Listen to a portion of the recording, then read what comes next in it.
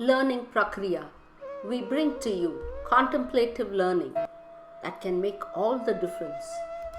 This is Rohan. He is a student like many others. He enjoys sports and is restless in class, quite talkative too, and loves joking when classes are on. His marks in tests show pass level but are inconsistent. Sometimes he goes up to a B grade and sometimes a D. He does not come under what we can call needs immediate attention, nor is his level outstanding. As he grows up to higher classes, concerns rise with some subjects like maths, so his parents arrange tuitions. When spoken to, teachers give feedback that he has the capacity but doesn't put in the effort. The school in fact categorizes him as a kinesthetic learner who is lazy to write. His parents accept his mediocre performance because the school advises parents that unless they accept their son for what he is, his self-esteem would go down. When it is time to make a career choice and select subjects accordingly, Rohan and his parents do not know what to do. Questions abound.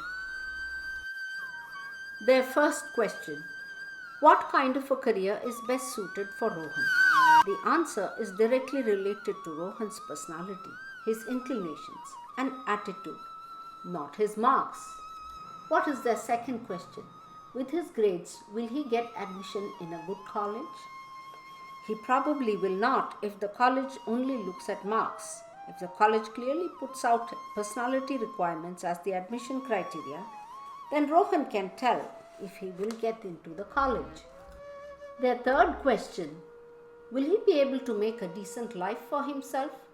I thought that is what schooling was all about, teaching students to make a life for themselves. If at the end of the schooling, his parents are asking that question instead of at the beginning, then definitely the school has not given them the confidence. The answer to this question lies in Rohan's habits and attitudes. Their fourth question: what about independent decisions to lead a comfortable life? The answer is the same. It lies in Rohan's approach to life and his attitude. The unasked question number 5: will he be able to cope if he comes face to face with a crisis in his life? The answer lies in how Rohan has handled challenges in his school. But was he given any? The unasked question number 6: when he has a dilemma, does he have the qualities to make a choice that will not impact him adversely? The answer lies in the way Rohan handled his dilemmas, the way he controlled his impulses, the way he interacted with peers, and the value systems he built for himself. His parents would not be able to tell unless Rohan was allowed to handle anything independently instead of having tuition teachers and other adults help him tide over his crisis. Let us have a look at the activities in Rohan's school. How much of these activities give Rohan an opportunity to take a sneak peek into his own personality, though some of them definitely look like he will enjoy, and maybe help him identify his talent. Isn't it too crowded for a young student though? And what is the focus? Primary focus is the syllabus, some relevant and some irrelevant. Some he can use in his daily life and some that he would rather forget. Sometimes he would get an opportunity to reflect, but that would be rather superficial. His teachers sometimes reported on his effort component. But what is the solution? Nobody knew. How did our ancient Indian system manage it all? The gurus gave the students knowledge orally and asked them to learn them all, and later asked them to go about several tasks where they would have to apply their knowledge.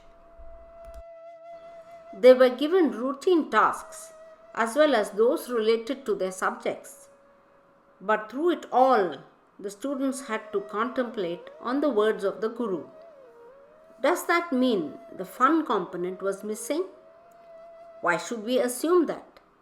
The knowledge bank in India grew only because the students liked what they did and developed it further. They undertook menial tasks as well as academic research. They organized their own handiwork, put them together, and got the blessings of their guru, who ratified their effort and knowledge. Their personality became a clear reflection of their inner self in every way, through thought, word, and deed. So, how can we bring in that same training into our current system? How do we spot the evidences of their word and deed that is displayed in their thought? Is it possible at all? I'm sure that is your question. The point is, they do not get an opportunity to exercise their independent thought, their independent deed or word. That will happen only if we shift our curriculum to suit independent projects and our pedagogy to include contemplation. Firstly, in their projects, students must be allowed to go through the 3 stages of the learning cycle, namely the receiving, processing, and assimilating stages. For more information, you may watch the earlier video. Teachers may also track their gunas of tamas, rajas, and sattva and advise them accordingly. For more information on the gunas in the classroom, viewers may refer to the video put out earlier. The activities they do must allow them to engage individually and in groups. It allows them to draw patterns from the data they have and make presentations. It is only after that they reach the assimilation stage of the learning cycle and introspect on their own gunas, their approach to learning, etc. That will give them a clue as to what career or course they are ready for and what is likely to be suitable and enjoyable. This discovery should lead them to self-actualization, or at least they will know what ambition would be realistic for them. Had Rohan gone through this system, will he or his parents have any issues applying for higher education?